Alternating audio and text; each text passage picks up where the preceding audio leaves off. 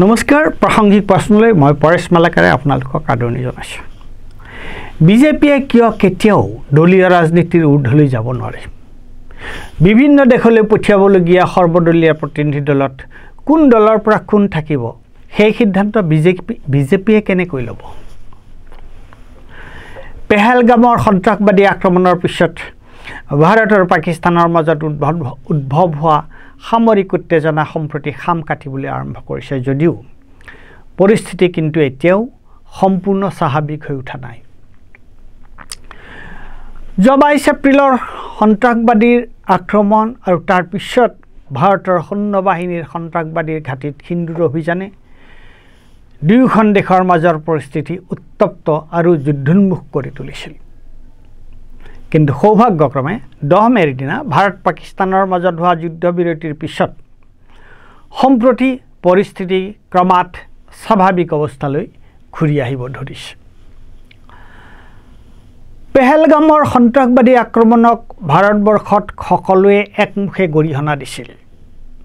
সন্ত্ৰাসবাদীৰ ঘাটিত সেনাবাহিনীয়ে চলোৱা সিন্দুৰ অভিযানকো দল মত নিৰ্বিশেষে দেশৰ ভিতৰৰ সকলোৱে সমৰ্থন কৰিছিল। ৰাষ্ট্ৰীয় নিৰাপত্তাৰ প্ৰশ্নটো যে দলীয় ৰাজনীতিৰ ঊৰ্ধ্বত সেইটো সকলোৱে মানি লৈছিল। কিন্তু এই সময়ছোৱাত অনুষ্ঠিত হোৱা দুয়োখন সৰ্বদলীয় বৈঠকত প্ৰধানমন্ত্ৰী নৰেন্দ্ৰ মোদী উপস্থিত থকা নাছিল। তাৰ পিছত সিন্দুৰ অভিযানৰ সফলতাক লৈ বিজেপিয়ে তিৰংগা যাত্ৰা উলিয়াইছিল, যিটো দেশকৈ দেশৰ নিৰাপত্তাৰ প্ৰশ্ন এটাৰ ৰাজনীতিকৰণ।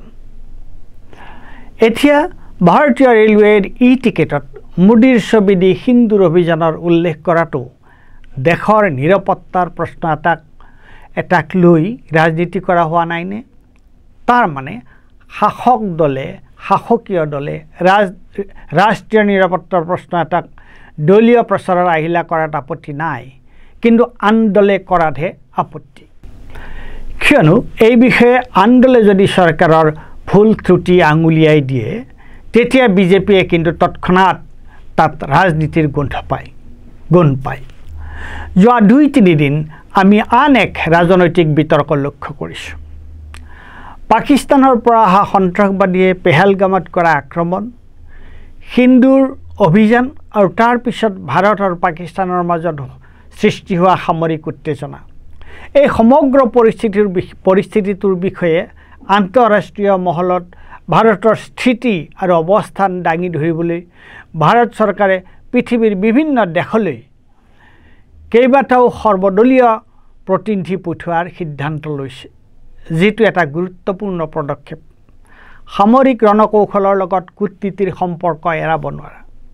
পেহেলগামৰ সন্ত্ৰাসবাদী আক্ৰমণটো কিমান ভয়াৱহ আছিল আৰু ভাৰতে কিয় সিন্দুৰ অভিযান চলাবলৈ বাধ্য হৈছিল, বা ইমান দিন কিয় পাকিস্তানে সন্ত্ৰাসবাদীসকলক আশ্ৰয় দি আছে, সেইবোৰ কথা আন্তৰ্জাতিক মহলত সঠিকভাৱে উপস্থাপন কৰাটো এটা অত্যন্ত গুৰুত্বপূৰ্ণ কূটনৈতিক পদক্ষেপ।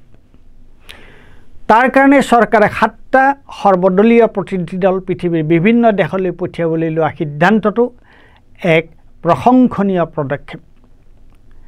সেইখিনিলৈ সকলো ঠিকে আছিল, কিন্তু কেনে লাগিল প্ৰতিনিধি নিৰ্বাচনৰ প্ৰক্ৰিয়াক লৈ?